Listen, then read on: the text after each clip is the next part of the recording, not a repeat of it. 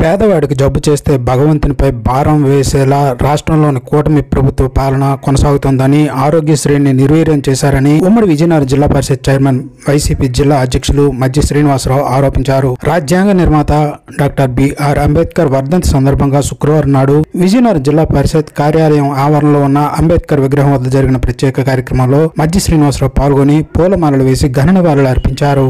అనంతరం ఆయన మీడియాతో మాట్లాడుతూ అంబేద్కర్ ఆశయ సాధనే లక్ష్యంగా వైసీపీ పాలించిందని అన్నారు. ప్రస్తుత చంద్రబాబు పాలనలో ఆరోగ్యశ్రీ ఉందన్న ధైర్యంతో ఆసుపత్రికి వెళ్తే డబ్బు కడితే తప్ప వైద్యం అందని పరిస్థితి తీసుకువచ్చారని ఆందోళన వ్యక్తం చేశారు. విజయనగరం జిల్లాలో డయేరియాతో 2 అంకెలకు పైగా మృత్యువాత పడటం బాధాకరమని అన్నారు.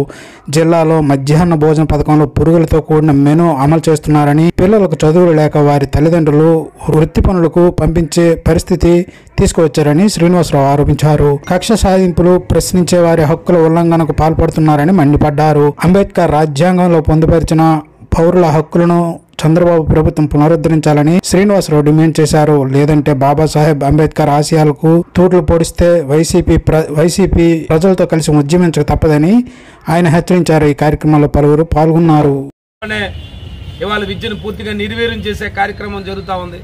నిన్నటి రోజున ఈ జిల్లాలో చూస్తే మధ్యాహ్న భోజన పథకంలో చూస్తూ ఉంటే గతంలో మెనూ పెట్టి ఆ మెనూని అక్షరాల ప్రతి పిల్లడు పౌష్టికాహారం ఉండాలని చెప్పి వారికి అన్ని రకాల అమలు పరిస్తే ఇవాళ పురుగులు భోజనాలు పెట్టే పరిస్థితి, వాళ్ళ మధ్యాహ్న భోజన పథకంలో పురుగులతో భోజనాలు పెట్టే పరిస్థితి, ఇవాళ పిల్లల ఆకలితో అలమటించే పరిస్థితి, ఇవాళ పిల్లల చదువులు లేక మళ్ళీ వాళ్ళ తల్లిదండ్రులు పూర్వంలాగా వాళ్ళ వృత్తుల్లోకి పంపించే పరిస్థితి, మళ్ళీ దాపురించే పరిస్థితి వాళ్ళ ఈ ప్రభుత్వం చర్యలు చేపడతాం. కాబట్టి ఇవాళ బాబాసాహెబ్ వర్ధంతి సందర్భంగా ఇవాళ మళ్ళీ ప్రభుత్వాన్ని గుర్తు చేస్తున్నాం. ఆ మహనీయుడు చెప్పింది విద్య ఒకటే ప్రతి పౌరుడికి ఆస్తి అని చెప్పారు. మీరు 100% మరలా ఇవాళ ఫీజు రియంబర్స్మెంట్ లేక ఇబ్బందులు పడే పరిస్థితి ఉంది. విద్యార్థులకి సరైన పాఠాంశాలు లేక ఇవాళ పడే పరిస్థితి ఉంది. కాబట్టి వీటన్నిటినీ కూడా ఈ ప్రభుత్వం పునరాలోచన చేసుకోవాలి. ముఖ్యంగా వైద్య విషయంలో తీసుకొస్తే పూర్తిగా గతంలో జగన్మోహన్ రెడ్డి గారి నాయకత్వంలో వైఎస్ఆర్సీ ప్రభుత్వంలో ఇంటింటికి వైద్యం ఇచ్చే పరిస్థితి ఉండేది.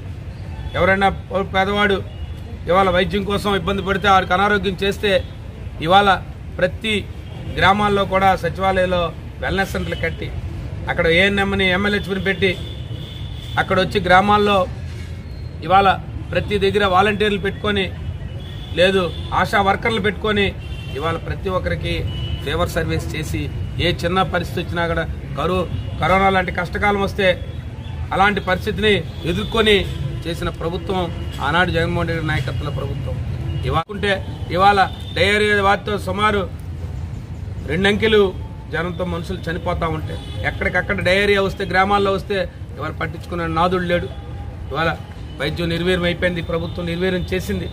కేవలం ఈ ప్రభుత్వం ఏంటంటే కక్ష సాధింపు ధోరణికి లేదు. ప్రజాస్వామ్యంలో ఎవరైనా ప్రశ్నిస్తే వారి హక్కులు ఉల్లంఘన చేసి వారి మీద కేసులు పెట్టి భయపెట్టే పరిస్థితి, ఇది ప్రభుత్వం చేస్తున్న కార్యక్రమాలు.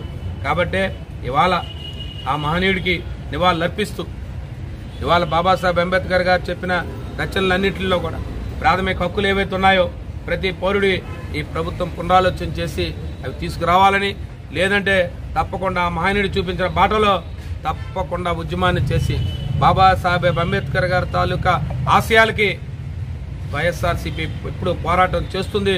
ప్రజల తరపున పోరాటం చేస్తుంది. బాబాసాహెబ్ అంబేద్కర్ ఆలోచనల ఆశయాల్ని అమలుపరిచే దిశగా ఈ ప్రభుత్వానికి ముందుకు తీసుకెళ్తాం. ఈ ప్రభుత్వం మీద ఒత్తిడి చేస్తామని చెప్పి మరొకసారి మీ అందరికీ తెలియజేసుకుంటూ వారికి ఘనంగా నివాళులు అర్పిస్తూ ఈరోజు మేమందరం కూడా వారికి ప్రత్యేకమైన ఇవాళ ఈ కార్యక్రమం కొంచెం వెనక్కెళ్ళండి, ఇంకా కొంచెం వెనక్కి